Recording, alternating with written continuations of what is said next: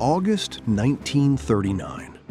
Two men who despised everything the other stood for sat down at a table in Moscow and signed a promise neither one intended to keep. The world called it a non-aggression pact. History would later call it a countdown. For years, Adolf Hitler had built his entire ideology on the destruction of communism, and Joseph Stalin had spent a decade preparing the Soviet Union for a war against fascism. So when their foreign ministers shook hands under the glare of camera flashes, journalists across the globe struggled to explain what they were looking at. Enemies smiling, ideologies colliding, then quietly agreeing to look away from each other for now. But what the cameras couldn't see was the real deal. A secret protocol hidden from the public, carving up Eastern Europe between two powers who had no intention of sharing anything permanently. Poland would be split in half, the Baltic states would be swallowed, and for 18 months, the impossible held together. Nazi coal shipped east, Soviet oil shipped west, two dictators exchanging birthday telegrams, while their generals quietly built invasion plans against each other.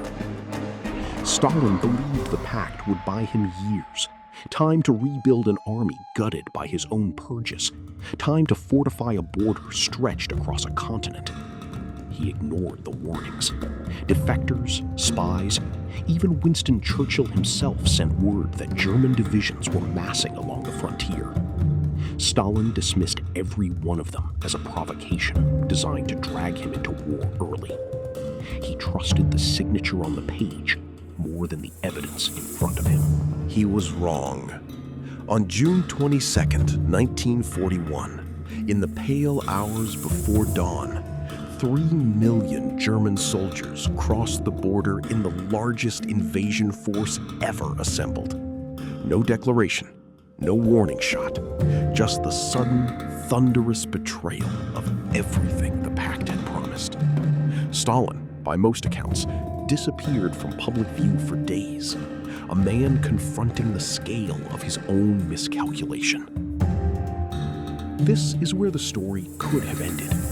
A swift knockout blow, a war decided in weeks, exactly as Hitler's generals promised him it would be. Cities fell with terrifying speed.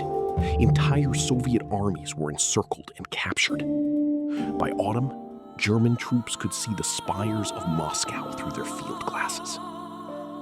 But betrayal cuts both ways. The same ruthlessness that let Hitler tear up a treaty without hesitation blinded him to a truth Napoleon had learned over a century earlier. Russia does not lose wars quickly. It loses them slowly, and then it wins them. Winter arrived, and the invasion that was supposed to be finished in 10 weeks was not finished at all. Soviet factories, evacuated by the trainload beyond the Ural Mountains, kept building tanks the Wehrmacht couldn't match. Soviet soldiers, fighting now not for an ideology, but for a homeland, held the line at Moscow, then Stalingrad, in some of the deadliest battles in human history. The pact that was supposed to protect an empire had instead ignited its downfall, and the invasion that was supposed to secure the Reich became the wound it never recovered from. Nearly 30 million Soviet citizens would die in the war that followed, a staggering, almost incomprehensible cost, and the true price of a promise broken in the dark. What began as a handshake between men who trusted nothing became the single most consequential betrayal of the 20th century, one that decided the outcome of the Second World War, redrew the map of Europe, and shaped the uneasy peace that followed for the next 50 years. Because sometimes, the treaties that end up changing history aren't the ones that hold. They're the ones that were never meant to. If you like the story, subscribe to Arizona Story.